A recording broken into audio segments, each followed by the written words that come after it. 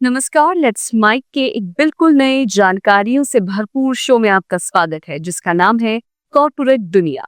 ये सिर्फ एक प्रोग्राम नहीं है बल्कि एक खिड़की है उस दुनिया की तरफ जहां बिजनेस की चालें, स्टार्टअप्स की उड़ानें, मार्केट की धड़कनें और कंपनियों के भीतर की कहानियां आपको समझाई जाएंगी आसान, रोचक और भरोसेमंद अंदाज में। आइए सबसे पहले नजर डालते हैं कारोबार की दुनिया की आज की खबरों पर। कॉर्पोरेट दुनिया के आज के अंक में हम बात करेंगे शेयर बाजार के उतार चढ़ाव, इंडिया ईयू ट्रेड एग्रीमेंट और सैमसंग के नए इन्वेस्टमेंट प्लान की। लेकिन इससे पहले बात एर्थ पे कमीशन की। केंद्र सरकार ने 8वें वेतन आयोग के टर्म्स ऑफ रेफरेंस यानी काम करने की शर्तों को मंजूरी दे दी है। अब ये कमीशन गठन के बाद अपनी सिफारिशें 18 महीने के भीतर दे देगा। इसके बाद 1 जनवरी 2026 से नया वेतनमान लागू हो सकेगा। हालांकि पुराने ट्रेंड को देखते हुए इन सिफारिशों को पूरी तरह इम्प्लीमेंट होने के लिए 2028 तक का इंतजार करना पड़ सकता है। कर्मचारियों को 17 से 18 महीने का एरियर एक मुश्त या किश्तों में मिलेगा। केंद्रीय मंत्री अश्विनी वैष्णव ने कहा कि आयोग की सिफारिशें डिफेंस एम्प्लॉयज सहित 50 लाख केंद्र सरकार के कर्मचारियों और करीब 69 लाख पेंशन भोगियों को कवर करेंगी।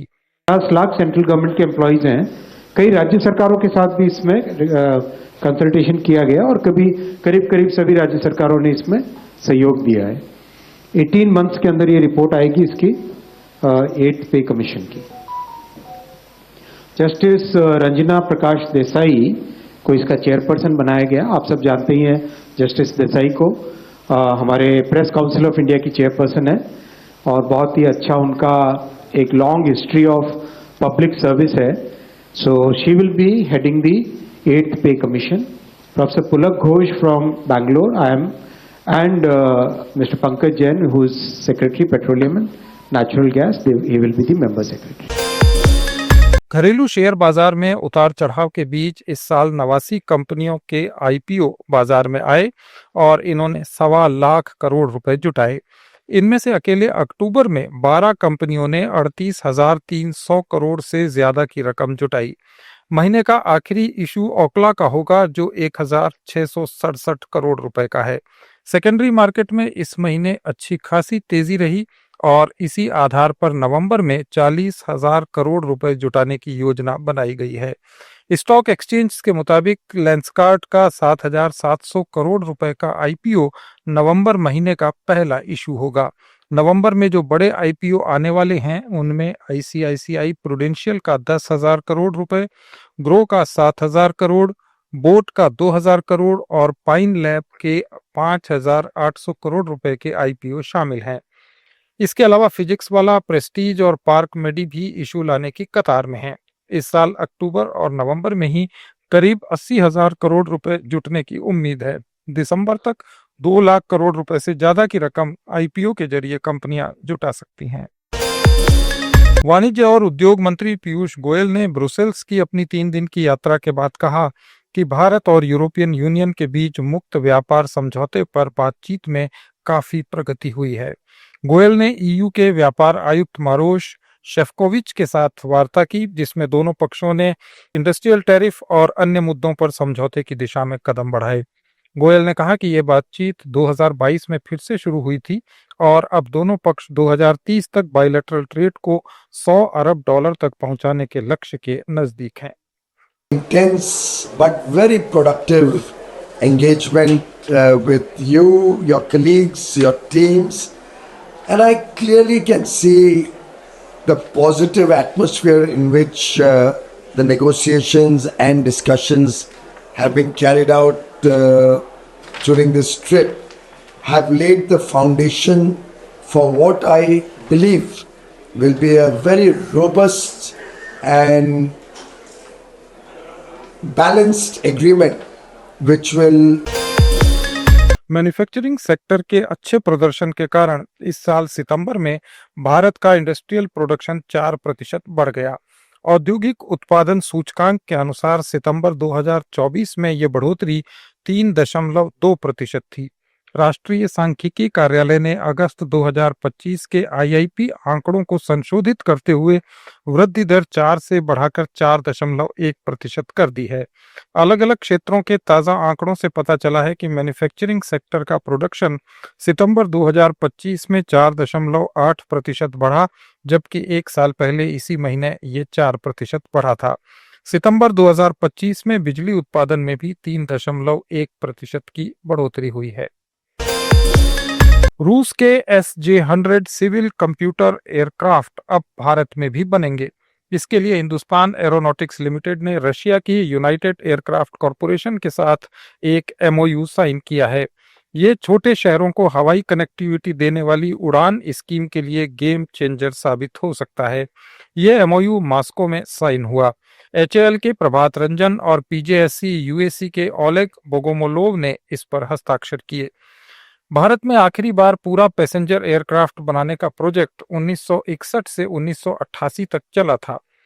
HAL के इस प्रोजेक्ट का नाम AVRO HS748 था। इसके बाद भारत विमानों का इंपोर्ट करने लगा।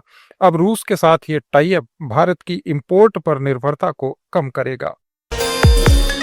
देश में हाईवे टोल रेवेन्यू इस साल जनवरी से सितंबर के दौरान सालाना आधार पर 16% बढ़ गया और टोल के जरिए 49,193 करोड़ रुपए वसूले गए। ICRA एनालिटिक्स की एक रिपोर्ट में बताया गया है कि टोल देने वाले ट्रैफिक के वॉल्यूम में 12% की बढ़ोतरी हुई है। राष्ट्रीय स्तर पर इलेक्ट्रॉनिक टोल कलेक्शन 2024 में 57,940 करोड़ रुपए के रिकॉर्ड स्तर को छू गया, जो वार्षिक आधार पर 11% की बढ़ोतरी को दिखा रहा है। इस रिपोर्ट के अनुसार टोल देने वाले ट्रांजैक्शंस की संख्या बढ़कर 32,515 लाख हो गई, जो 2023 में 30,883 लाख ही थी। इसमें सालाना आधार पर 7% की बढ़ोतरी हुई। भारत सरकार ने इस साल तेल क्षेत्र के अधिनियम में बड़े बदलाव किए हैं, जो 1948 के पुराने कानून को आधुनिक बनाने की एक कोशिश है। पेट्रोलियम मंत्री हरदीप सिंह पुरी ने एक्स पर एक वीडियो साझा करते हुए कहा कि इस अधिनियम के तहत अब एक ही तरह का पेट्रोलियम लीज सिस्टम लागू होगा, जो coal bed methane, shale gas और दूसरी संभावित ऊर्जा संसाधनों को भी शामिल करता है। नए नियमों में मंजूरी की प्रक्रिया तेज होगी और ऑयल फील्ड्स में बुनियादी ढांचे को साझा करने की अनुमति मिलेगी। इसके साथ ही सौर ऊर्जा जैसे रिन्यूएबल एनर्जी सोर्सेज को भी इन क्षेत्रों में इस्तेमाल किया जाएगा। इससे इन्वेस्टर्स का भरोसा बढ़ेगा और भारत की एनर्जी सिक्योरिटी मजबूत हो सकेगी।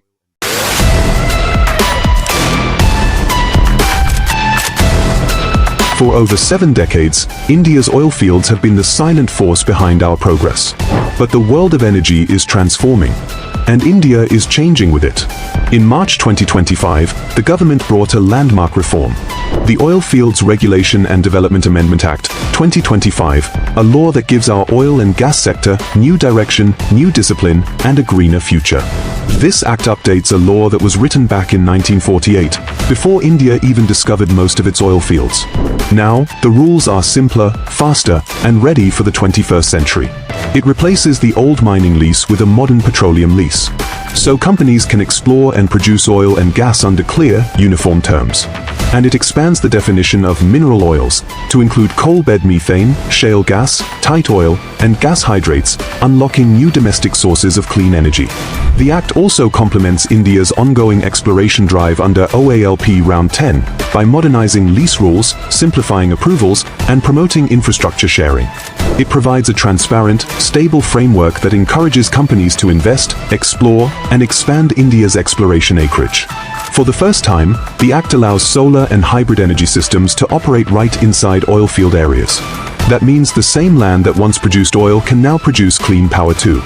It also promotes shared pipelines, refineries, and safety systems, so smaller players can grow without massive costs, helping India cut imports and save precious resources. With stable lease terms and clear rules, investors can now plan long-term, making India one of the most attractive destinations for energy exploration. ये थे corporate जगत के आज के कुछ updates. जुड़े रहिए let's mic के साथ।